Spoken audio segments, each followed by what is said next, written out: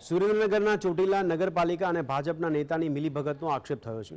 એક તરફ વરસાદ બાદ ચોટીલાના મુખ્ય રસ્તાઓ પર મસ્ત મોટા ખાડા છે, પરંતુ પાલિકા તંત્ર જ્યાં રહેણાંક મકાનો નથી ત્યાં ભાજપના નેતાઓની સોસાયટી છે તે સ્થળે નવા રસ્તાની કામગીરી કરતી જોવા મળે છે।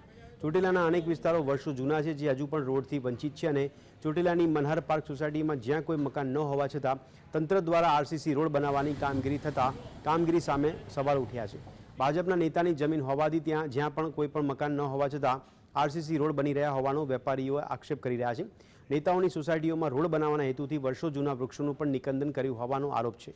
નરેન્દ્ર મોદીના જન્મદિવસ નિમિત્તે હજારો વૃક્ષો વવાયા અને આ સોસાયટીમાં વૃક્ષોનું કટિંગ શરૂ થયું હોવાનો આક્ષેપ થયો।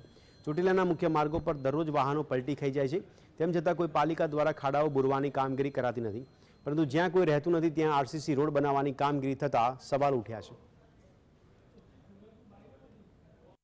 રસ્તામાં પાણી એટલું ભરાઈ ગયું, ખાડા એટલા થઈ ગયા છે, દુકાનોમાં પાણી ભરાય છે, કોઈ નગરપાલિકાવાળા કોઈ જવાબદાર કોઈ આવતું નથી। હમણાં શું ઘટના બની હતી અહીંયા? હમણાં અહીંયા રિક્ષા આવી હતી, આખી ઊંધી પડી ગઈ, બિચારાનું કરિયાણું બધું વેસ્ટ ગયું।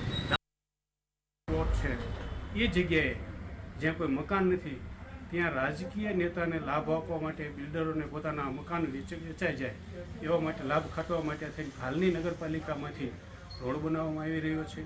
તો આ રોડની ખરેખર જરૂર ગામની અંદર છે, પણ ગામની અંદર નહીં બનાવતા આવી ગામના છેવાડાના સ્થળે જ્યાં ખુલ્લા પ્લોટ પડેલા, જ્યાં કોઈ જગ્યા કાંઈ છે નહીં એવી જગ્યા બનાવવામાં આવી રહ્યા છે। તો આ